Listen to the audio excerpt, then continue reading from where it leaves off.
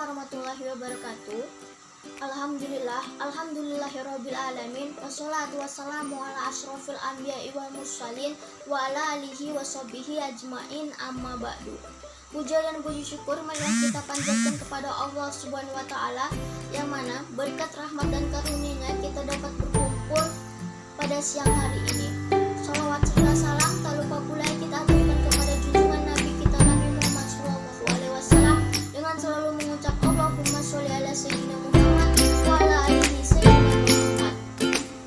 Yang terhormat kepada Bapak Muhammad Fahli Zatra Hadi MPD selaku dosen pengampu pada mata kuliah Kesehatan Mental Masyarakat dan teman-teman yang saya sayangi. Perkenalkan, nama saya Cici Pangesti dengan NIM 12640224319.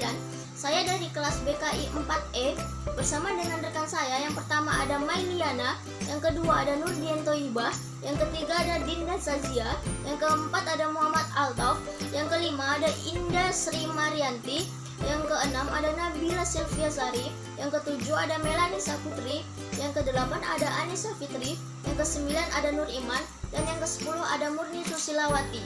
Kami dari kelompok 11 akan mempresentasikan hasil diskusi kami, yang mana pada presentasi kali ini kami akan membahas tentang kenakalan remaja. Dan alhamdulillah saya berkesempatan menjadi moderator pada presentasi kali ini. Untuk itu pada presentasi kali ini saya bagi menjadi 3 sesi. Sesi pertama ada sesi penyampaian materi oleh seluruh anggota kelompok. Yang kedua ada sesi penambahan materi oleh Dinda Sazia. Dan yang sesi ketiga ada kesimpulan presentasi dari Nur Iman. Baik, langsung saja kita masuk ke sesi yang pertama, yaitu sesi penyampaian materi. Untuk materi pertama akan disampaikan oleh Muhammad Altauf. Baik, kepada Muhammad Altauf saya persilahkan. Assalamualaikum warahmatullahi wabarakatuh. Baiklah, sebelumnya terima kasih kepada moderator yang telah memberikan kesempatan. Perkenalkan, nama saya Muhammad Altauf. Baiklah, langsung saja kepada materi kita yang berjudul kenakalan remaja atau juvenile delinquency. Menurut para ahli, menurut Kafan dalam bukunya Juvenile Delinquency menyatakan bahwa kenakalan remaja merupakan suatu gangguan pada anak dan remaja untuk memenuhi beberapa kewajiban yang diharapkan darinya oleh lingkungan sosialnya. Lalu dari Kartini Kartono, kenakalan remaja merupakan gejala sakit secara sosial pada anak-anak dan remaja yang disebabkan oleh bentuk pengabdian sosial, sehingga mereka itu mengembangkan bentuk tingkah laku yang menyimpang. Dan ada pendapat lain yang mengatakan, yaitu Dreyfus, yang dikutip al-istilah, kenakalan remaja mengacu pada suatu rentang yang lama dari tingkah laku yang tidak diterima secara sosial sampai pelanggaran status hingga tindak kriminal begitu. Jadi dapat disimpulkan bahwa kenakalan remaja atau juvenile delinquency dilakukan merupakan sebuah penyakit secara sosial yang disebabkan oleh salah satu bentuk pengabdian sosial, sehingga mereka itu mengembangkan bentuk tingkah laku yang tidak semestinya. Terima kasih. Selanjutnya saya Nabila Silviasari akan menjelaskan tentang penyebab kenakalan remaja. Nah, kenakalan remaja ini biasanya disebabkan oleh 2 faktor. Yang pertama, faktor internal, dan yang kedua faktor eksternal. Faktor internal itu apa aja? Yang pertama, krisis identitas. Yang kedua, kontrol diri yang lemah. Itu termasuk faktor internal. Nah, faktor eksternal ini cuma ada 1 ya. Kalau faktor eksternal, kalau internal ada 2. Nah, di sini saya akan menjelaskan tentang krisis identitas. Krisis identitas adalah perubahan biologis dan sosiologis pada diri remaja yang memungkinkan terjadinya 2 bentuk integrasi. Nah, Integrasi itu adalah perubahan biologis seseorang. Kedua, kontrol diri yang lemah. Remaja yang tidak bisa mempelajari dan membedakan tingkah laku yang dapat diterima dengan yang tidak dapat diterima akan terseret pada perilaku nakal. Begitupun bagi mereka yang telah mengetahui perbedaannya. Faktor eksternal. Nah, faktor eksternal ini juga ikut mempengaruhi perilaku kenakalan pada remaja. Contoh adalah diri yang merupakan pandangan atau keyakinan diri terhadap keseluruhan diri, baik yang menyangkut kelebihan maupun kekurangan diri, sehingga mempunyai pengaruh yang besar terhadap keseluruhan perilaku yang ditampilkan. Safelson dan Roger 1982 menyatakan bahwa konsep diri terbentuk dan berkembang berdasarkan pengalaman dan interpretasi dari lingkungan penilaian orang lain, atribut, dan tingkah laku dirinya. Mungkin hanya itu saja yang dapat saya sampaikan. Saya lanjutkan kepada pemateri ketiga. Bismillahirrahmanirrahim. Assalamualaikum warahmatullahi wabarakatuh. Perkenalkan, nama saya Mailiana, mahasiswi bimbingan konseling Islam semester 4 BKI 4E. Baiklah, sebelumnya saya mengucapkan terima kasih kepada moderator yang telah memberikan kesempatan kepada saya untuk melanjutkan materi selanjutnya dengan judul yaitu kenakalan remaja. Baiklah, di sini saya akan menjelaskan tentang kenakalan remaja. Kontrol diri yang lemah, remaja yang tidak bisa mempelajari dan membedakan tingkah laku yang dapat diterapkan terseret pada perilaku nakal. Nah, begitupun bagi mereka yang telah mengetahui perbedaan dan tingkah laku tersebut.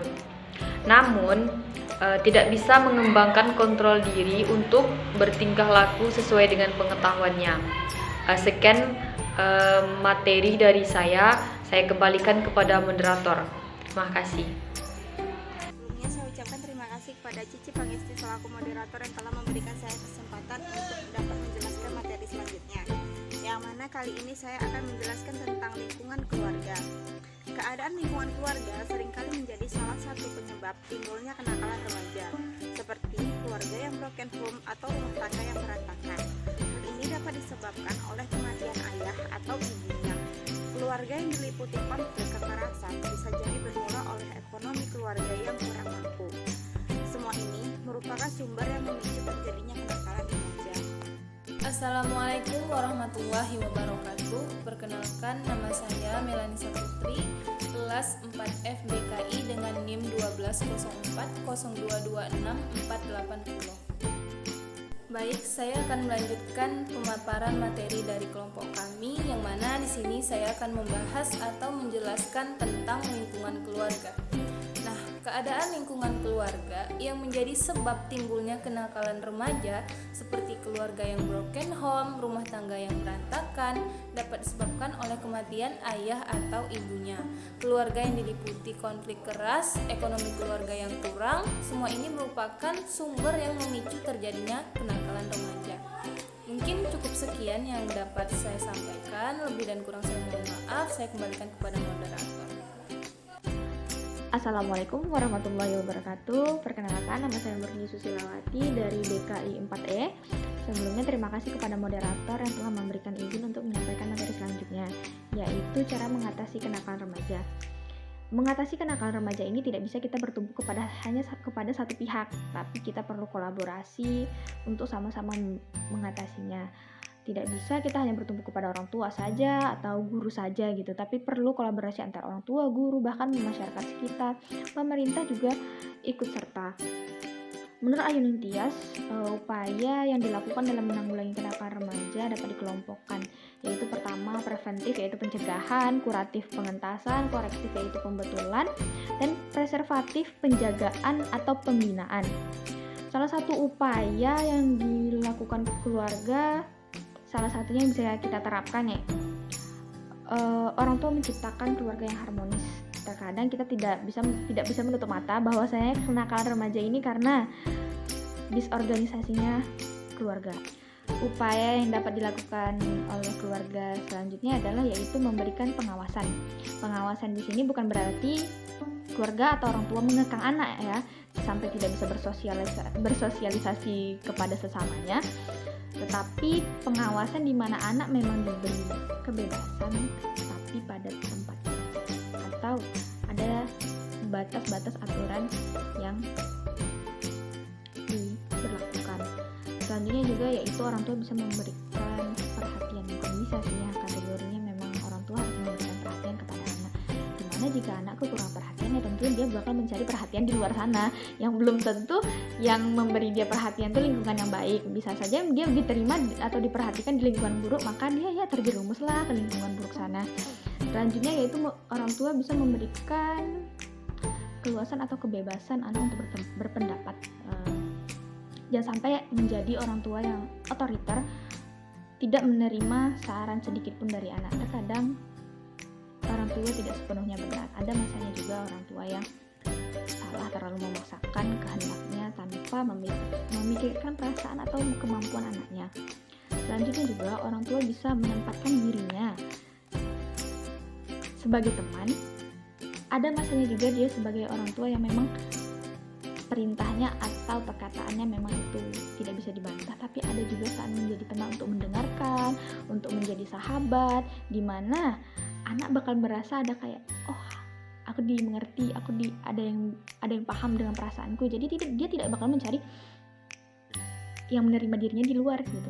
Sementara di luar belum tentu yang menerima diri dia itu lingkungannya baik atau enggak gitu.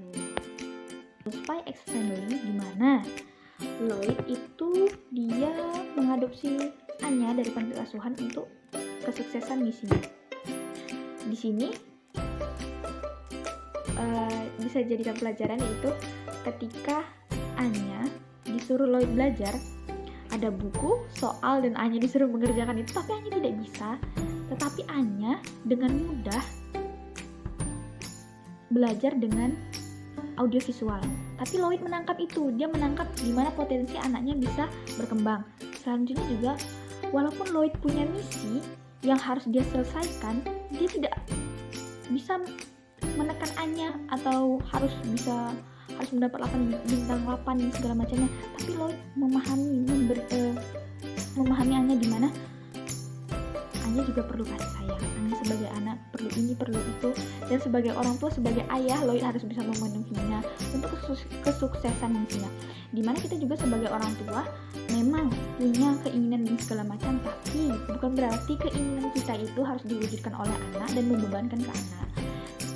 Demikian materi yang dapat saya sampaikan. Mohon maaf bila ada kekurangan dan kesalahan. Saya kembalikan kepada moderator. Wassalamualaikum warahmatullahi wabarakatuh. Sebelumnya perkenalkan, nama saya Anissa Fitri dengan NIM 12040224120 dari kelas BKI 4E. Di sini saya akan melanjutkan presentasi dari teman saya. Upaya dan cara untuk mengatasi kenakalan remaja dalam lingkungan sekolah. Yang pertama, guru harus menegakkan disiplin sekolah yang wajar dan dapat diterima oleh siswa dan lingkungan sekolahnya. Dan yang kedua, guru seharusnya melaksanakan peraturan dengan adil dan tidak pandang bulu. Pandang bulu di sini contohnya ketika orang tua dari siswa tersebut, mungkin pejabat, guru harus menegakkan secara adil dan bijaksana. Kemudian yang ketiga, guru harus memahami aspek-aspek psikis siswa tersebut. Demikian penjelasan dari saya, terima kasih. Di sini saya akan menjelaskan materi selanjutnya, yaitu tentang cara mengatasi sosial di masyarakat.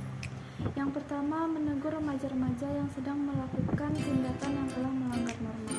Yang kedua, menjadi teladan yang baik di lingkungan tempat tinggal. Yang ketiga, mengadakan kegiatan kepemudaan di lingkungan tempat tinggal dan melibatkan remaja-remaja yang ada di sana. Mungkin hanya itu materi yang dapat saya sampaikan. Maaf jika ada kekurangan. Terima kasih. Terima kasih kepada seluruh anggota kelompok yang telah menyampaikan materi tentang kenakalan remaja. Untuk itu, marilah kita masuk ke sesi kedua, yaitu sesi penambahan materi dari Dinda Zazia. Kepada Dinda Zazia, saya persilakan. Assalamualaikum warahmatullahi wabarakatuh. Perkenalkan, nama saya Dinda Sazia, jurusan Bimbingan Konseling Islam dengan NIM 120402251118. Di sini saya ingin menjelaskan mengenai tentang atau ingin menambahkan dari materi teman-teman saya. Mungkin rekan-rekan saya sudah menjelaskan beberapa materi mengenai kenakalan remaja. Mungkin teman saya sudah menjelaskan penyebab kenakalan remaja itu seperti apa, upaya penanganannya seperti apa, dan kenapa sih kenakalan remaja ada. Sebenarnya pada dasarnya selain faktor di atas yang telah dijelaskan teman-teman saya, penyebab kenakalan remaja itu adalah seseorang melakukan tindak kejahatan karena adanya untuk bertindak yang daripada dorongan tadi, dorongan untuk melakukan sesuatu karena adanya sesuatu kebutuhan atau keinginan serta adanya kesempatan untuk dapat merealisasikan tindak kejahatan tersebut. Nah, sebenarnya upaya tadi telah dijelaskan kawan saya kan. Upaya-upaya tadi bisa dari orang tua untuk menetralisikan kejahatan kenakalan remaja tadi, bisa dari sekolah juga kalau orang tua tidak bisa menanggulangi lagi.